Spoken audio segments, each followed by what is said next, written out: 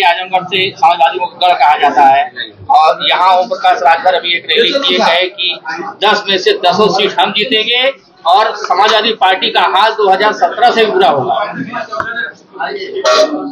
अच्छा, वैसे तो इतने छोटे स्तर के लोगों का हम जवाब नहीं देना चाहते हैं।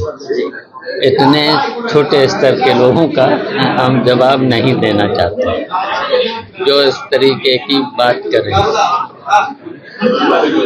और वो समाजवादी पार्टी की वजह से ही विधायक थे और फिर आने वाले चुनाव में उनको पता चल जाएगा। लेकिन वो तो कर रहे हैं लगातार, तीसरी बार सरकार बनेगी योगी आदित्यनाथ के नेतृत्व। उनका कोई भरोसा है कब किसको क्या बोलने लगे। उन्होंने दोहे में बताया कि दो पाटन के बीच में साबित बचाने को, मतलब भाजपा के बीच में सपा साफ हो जाएगी। इतनी मजबूत पार्टी है भाजपा, तो सीधे सीधे प्रधानमंत्री बने।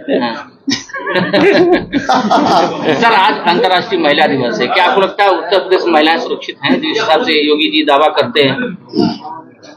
देखिए, यहाँ पर महिलाएं परेशानी में हैं।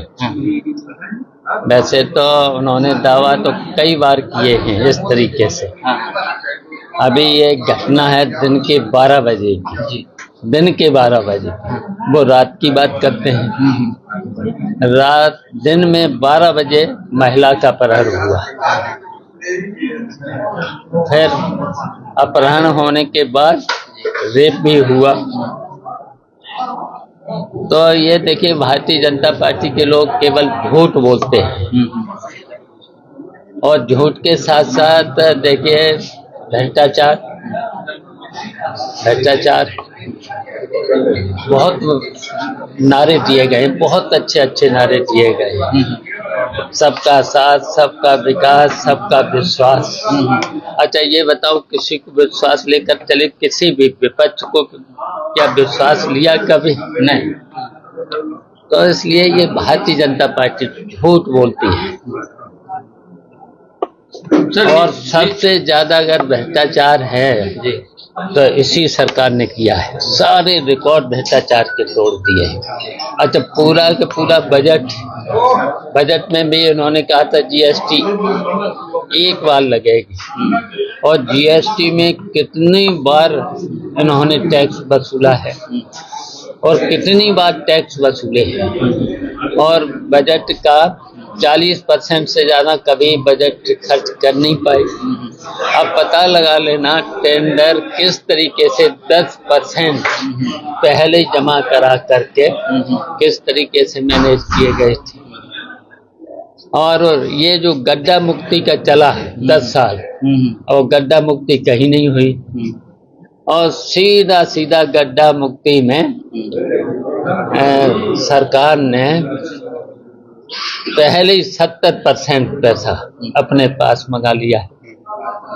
पहले ही 70, 30% में फिर इंजीनियर भी तो लेंगे जब 70% सरकार ले, तो फिर कहीं गड्ढा मुक्ति नहीं हुई। सर, एक है कि जो शंकराचार्य के ऊपर जिसने मुकदमा दर्ज कराया था, आशुतोष ब्रह्मचारी, उनके ऊपर जानलेवा हमला हुआ है। उन्होंने मुकदमा फिर शंकराचार्य के ऊपर कराया है कि उन्होंने हमारे ऊपर हमला किया। देखिए, वो तो झूठे मुकदमे लिखे जाते हैं। भारतीय जनता पार्टी की झूठ लिखाती है।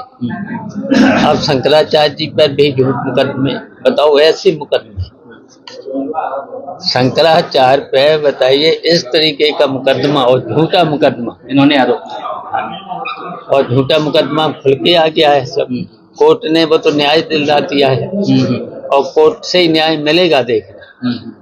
सर, जिस नीतीश कुमार को जिस तरह से हाईजैक करके उनको सत्ता से हटाने की कोशिश की जा रही, क्या कहेंगे? अच्छा, हम लोग तो उनको प्रधानमंत्री बनाना चाह रहे थे, एक बार नहीं 2 बार। वो राज्यसभा जाके खुश हो गए। हाँ, वो राज्यसभा में खुश हो गए तो क्या। सर, महंगाई का दम भरने वाली सत्ता में आने के बाद अब सिलेंडर के दाम बढ़ रहे हैं लगातार, महंगाई पे कंट्रोल नहीं हो रहा है। अब क्या कहना चाहेंगे? अब ये सरकार को हटाना पड़ेगा।